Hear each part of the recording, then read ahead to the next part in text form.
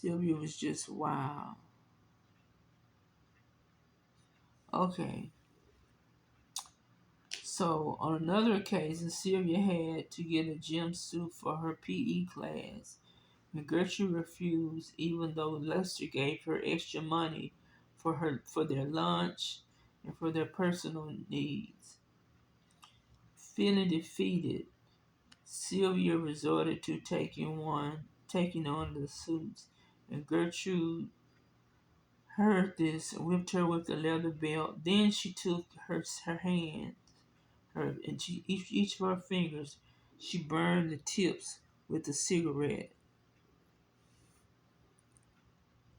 After that, she and other neighborhood children put cigarettes out on Sylvia's body. Okay. The next week, Sylvia picked up old soda bottles for money. Back at the Banachevsky's house, Sylvia accused, Gertrude, I'm sorry. We're getting them all mixed up.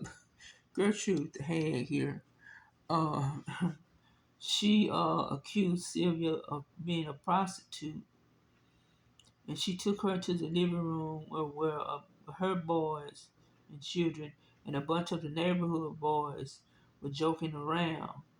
She forced Sylvia to get naked, to strip naked.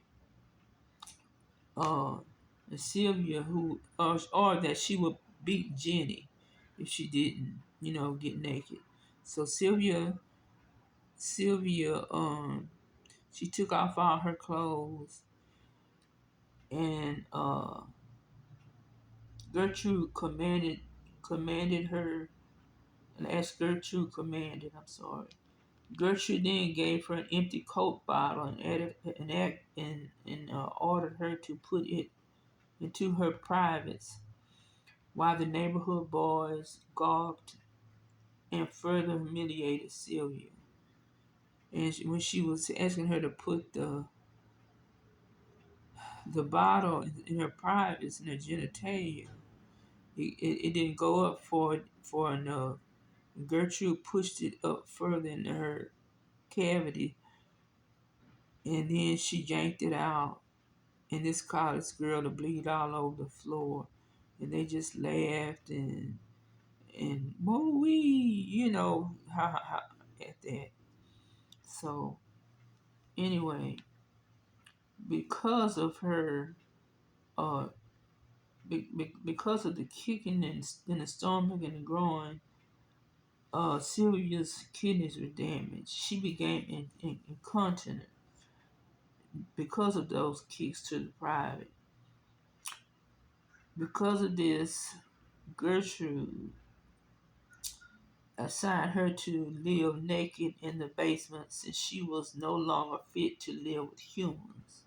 With no toilet, nothing to wash with, you know, just a bare basement with just junk in it. Sylvia had no choice but to urinate and defecate on herself and on the floor. When Gertrude discovered this, and she also tied Sylvia to the what you call it, to the she tied her arms to the top of the stairs. Okay, so when she did this on herself, Gertrude and Polly gave her what she called a bath regime, which consisted of them tying her wrists together, then tying her ankles together, and dunking her in a bathtub of scalding hot water to cleanse the lovely girl, the dirty girl. They did this practice when they had the urge, without Sylvia, no, without Sylvia knowing when or where her next dunking would be. Paula would then viciously rub salt into her wounds. Okay, and around that time,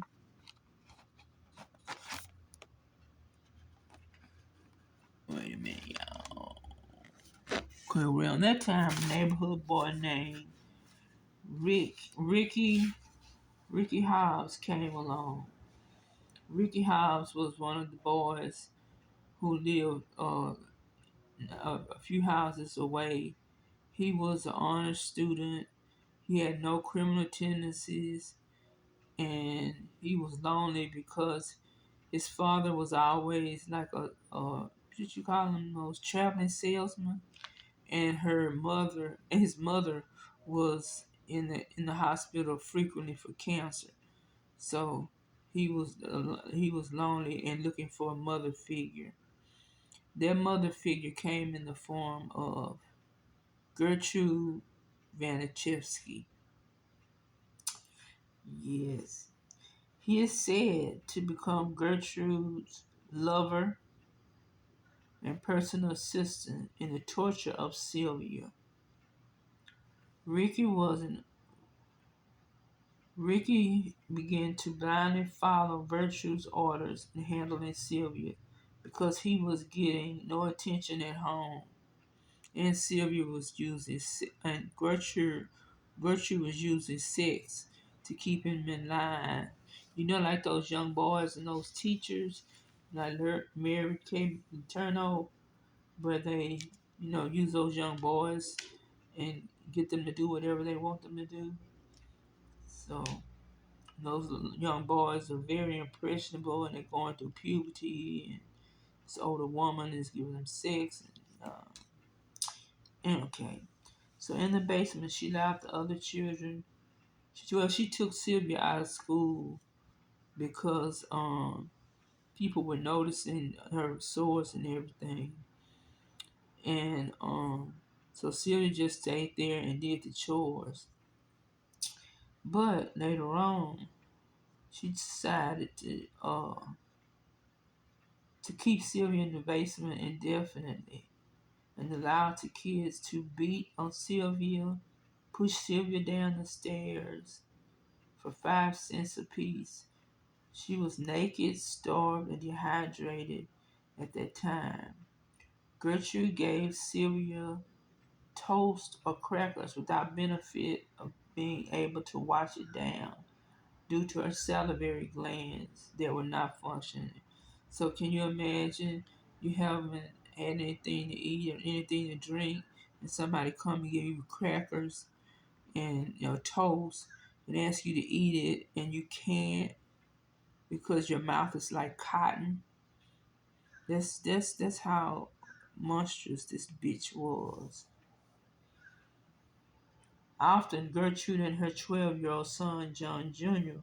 would make Sylvia clean the basement by eating her own feces and getting a can and collecting her own urine and making her eat the urine. This is just too much. This is just, I have no words. I've been in psychology for like 20 years almost, and I have never come across anything as grotesque as this. And I've seen some stuff in my day. I've seen some abuse in my day in the mental health field. But this takes the cake. This story takes the cake.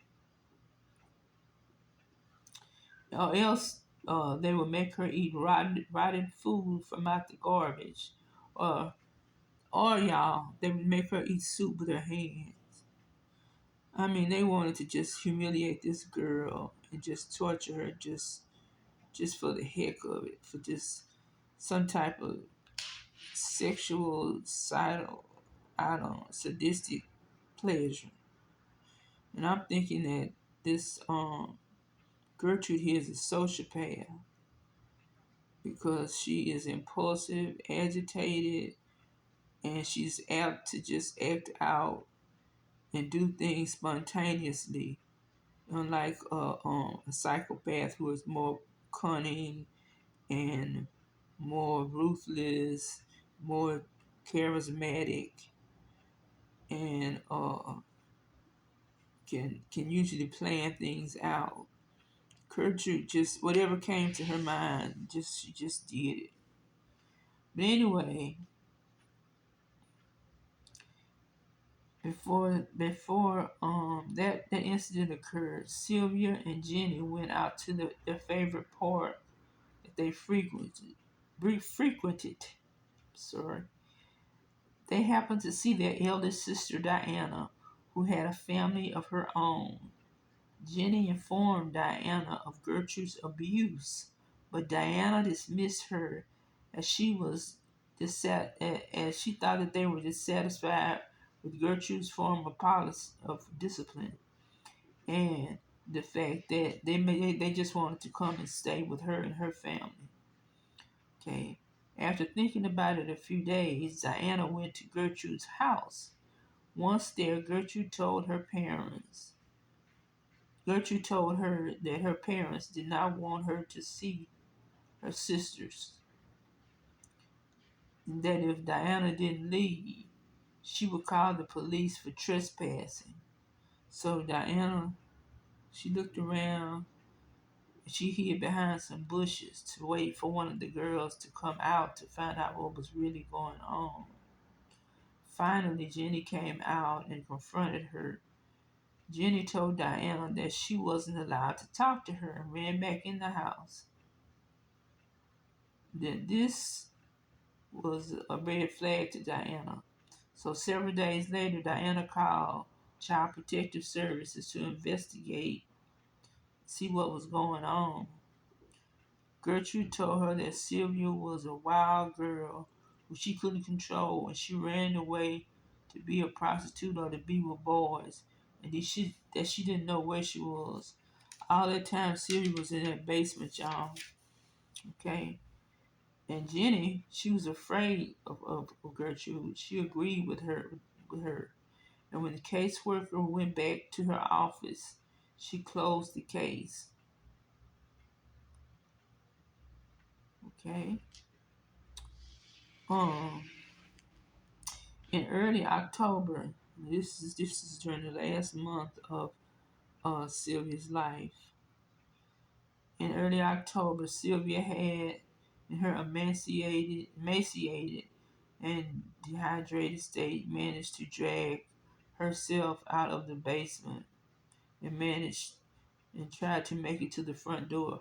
Now she did this when she overheard Gertrude telling uh, John Jr. and Paula that she was tired of Sylvia and that she just wanted to take them to take Sylvia to the woods and they'll leave her there to die. So Sylvia overheard this, and here she is trying to get out. And just as she got to the door, Gertrude violently drug her back into the house and back to the basement. The next morning, Gertrude ordered Sylvia and Coy to bring Sylvia upstairs. They then tied her to a filthy mattress, promising her that if she could make it one night without wetting the bed, then she could live upstairs with the others. Well, you can guess what happened.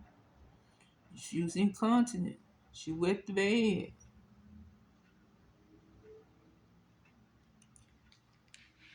And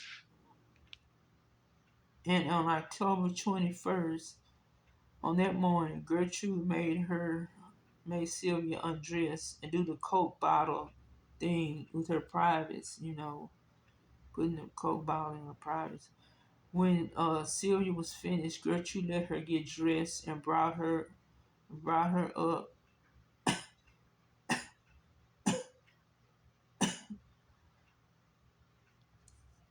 Excuse me, and brought up the lies that she supposedly told about Stephanie and Paula, telling Sylvia that she had branded her daughters and now it was time to brand her. Gertrude then made Ricky drag her to the kitchen, tied her to a filthy mattress naked, and then gagged her. One of the children lit a red hot knitting needle. Then Gertrude used it to carve the words. Wait a minute. Oh, That's the basement, y'all. That's the basement, okay? Y'all see that? Okay. Wait a minute.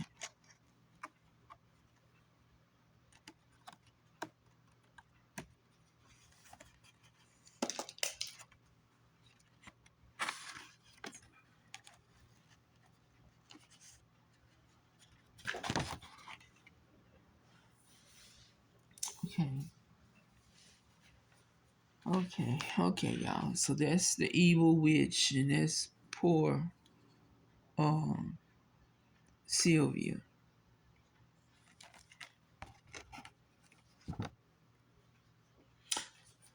Okay.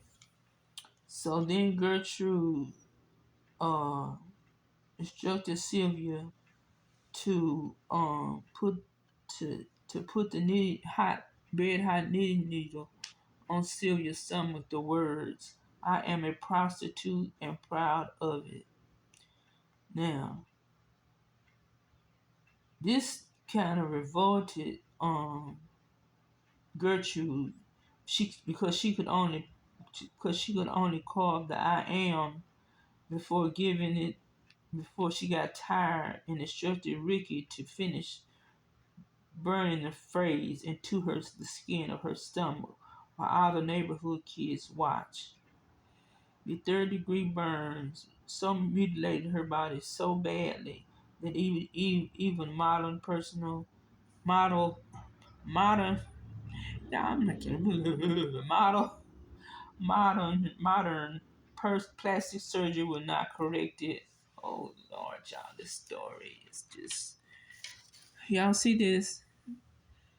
Y'all see this? This is just ridiculous. Okay, so when Gertrude left the room because she couldn't stand the odor and the stuff, Ricky, Paula, and John Jr. came up with the idea of branding an S on her chest for either slave or slut.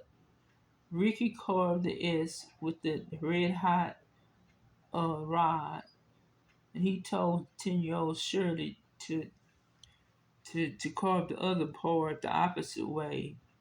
But Shirley got choked up. 10-year-old Shirley, y'all. She got choked up and messed it up and turned it into a 3, making it a backward X. When Gertrude came back into the kitchen, she looked down at Sylvia lying on the mattress and asked, "What are you going to do now, Sylvia?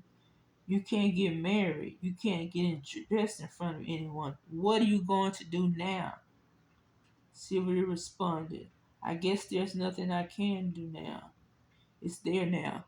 Now, I don't understand if Sylvia, how she endured that. Being dehydrated, malnourished, and then just burnt like that. I don't know. I don't know, y'all. Anyway, later that evening, Jenny visited Sylvia to comfort her since Gertrude brought her back upstairs. Sylvia confessed to Jenny, "Jenny, I know I'm going to die. I can feel it. I know I'm going to die. This is learned helplessness." Okay? So we got that part. After that, Gertrude allowed her to sleep on the bed until noon. Oh, wait a minute, y'all. Also learned helplessness occurred when Jenny ran back into the house. Remember when her sister Diana tried to see what was wrong.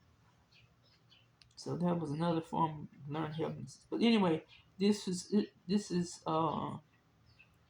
okay. So Gertrude allowed Sylvia to sleep until noon, then up in the bed until noon. Then Gertrude and Paula woke her up and gave her a warm, soapy bath. After that, Gertrude and Paula dressed Sylvia. She then made Sylvia write her a goodbye letter to her parents. I'm going to read this letter. You won't believe this letter.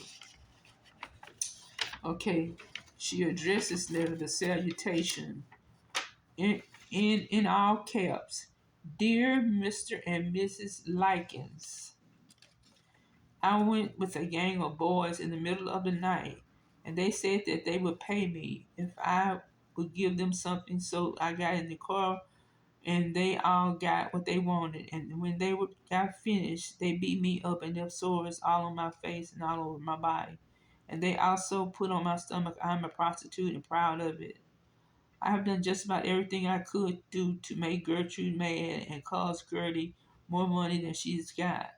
I've torn up new mattresses, peed on it. I've also caused Gertie doctor bills that she really can't pay and made Gertie a nervous wreck and all her kids. Just as strangely, y'all, as Banachevsky's uh, assistance on writing the form of salutation, she instructed Sylvia not to sign it. So I mean, that's stupid. That's stupid. She not only didn't put dear mom and dad, but she told her not to sign it. This woman is just a sociopath. She just out of her wits. Anyway, later that night, Gertrude tried to bludgeon Sylvia about her head. She proceeded to throw a chair at Sylvia and missed, breaking it against the wall. Gertrude next tried to beat Sylvia with a large, heavy pedal. Only Sylvia ducked, and Gertrude ended up hitting herself in the eye, giving her own self a black eye. Over the course of the night, Sylvia screamed as loud as she could and knocked a shovel scoop hard against the walls and the floors. Neighbors heard everything, y'all, but they claimed that they heard it, but they said that they didn't do anything. Okay, but we call that the bystander effect. Remember? Okay, so they said finally at 3:30 p.m. she stopped. On October 26th, Gertrude told Stephanie and Ricky to get Sylvia ready for a regular bath. When they took her out, they found that she wasn't breathing. Ricky tried to give her artificial respiration, but Sylvia was already dead. Gertrude then took a heavy book, like a dictionary or encyclopedia, and began beating Sylvia about the head, yelling, "Faker, faker, get up, faker!"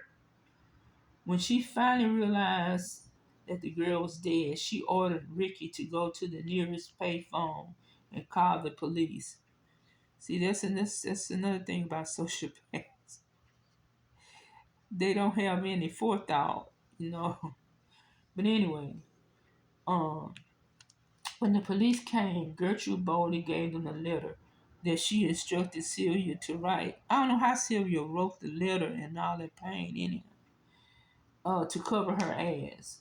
But they saw the badly bruised and malnourished state that the girl was in, and they knew something was up, and that the letter was just a cover up.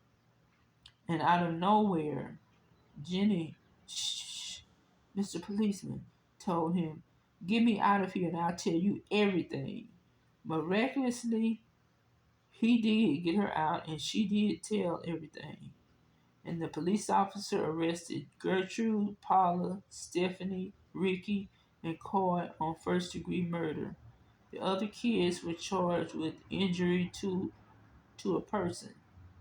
The autopsy of Sylvia revealed 150 injuries and wounds to the body that consisted of third-degree burns, bruising, muscle and nerve damage, bitten lips, a vagina cavity so swollen it was almost shut,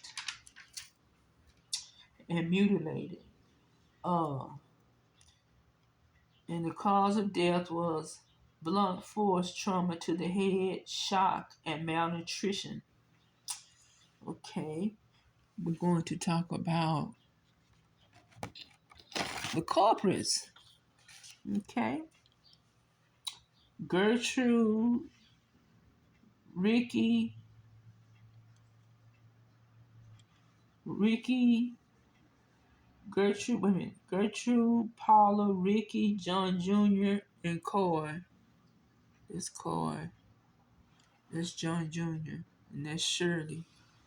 Uh, they were all tried together and had four different lawyers to and attempted to place the blame on each other. So they all had one trial and four different lawyers, and they said, "Well, she told me to do this. He told me to do that.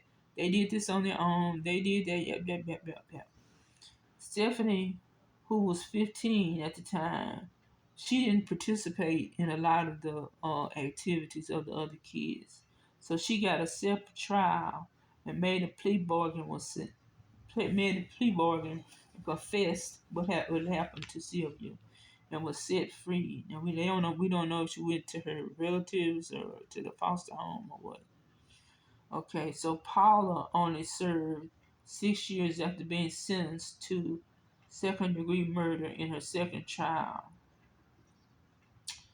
Gertrude, who was given the death penalty in her first trial, had a second trial. And in the prison, they referred to her as Mom, as she fussed over young girls. Despite this, she was given 25 years to life. At the 25th year, she was paroled. This caused a public uproar among the Likens and the public. They petitioned 40,000 people to not let her go. The parole board disagreed and disregarded this and let her go anyway because she was the mom of the prison.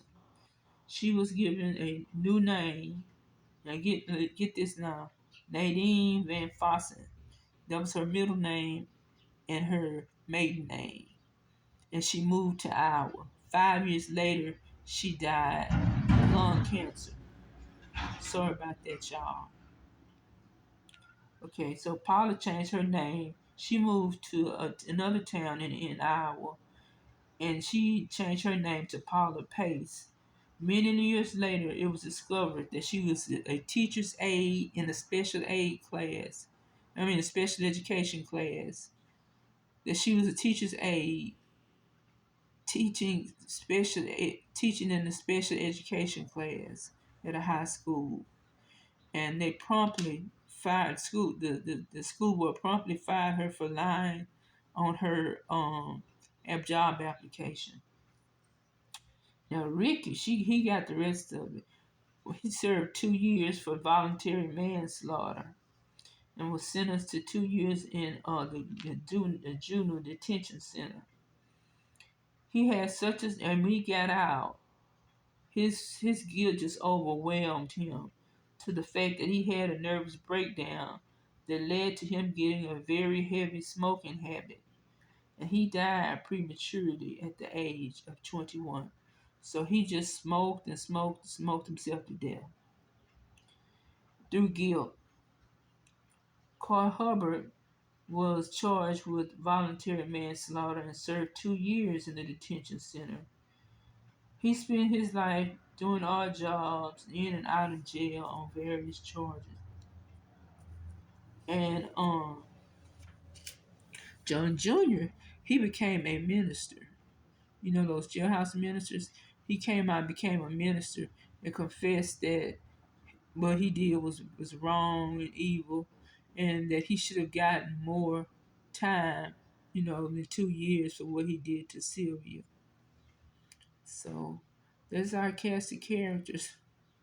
And that little Shirley, I don't know what happened to her. I don't know, she went to the foster home. I don't know where James went either.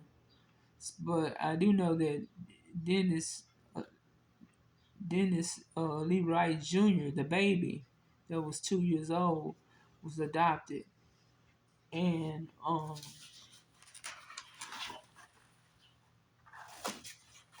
was adopted.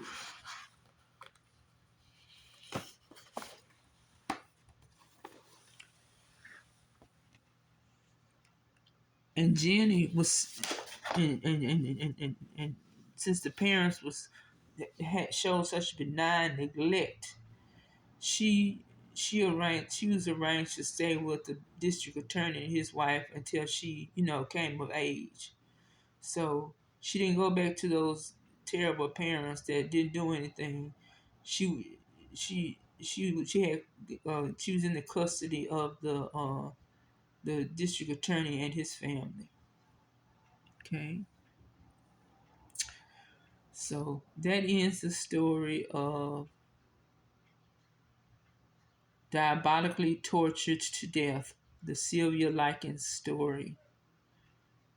I hope you enjoyed. Well, I know I can't say enjoy. I hope you found it intriguing, gross, and triggering. But that's the saddest thing I ever read. But anyway, that was the most terrible crime of child abuse in Indiana history. Thank y'all, and I look forward to doing some more of these true crime stories from a psychological viewpoint. Thank you and goodbye.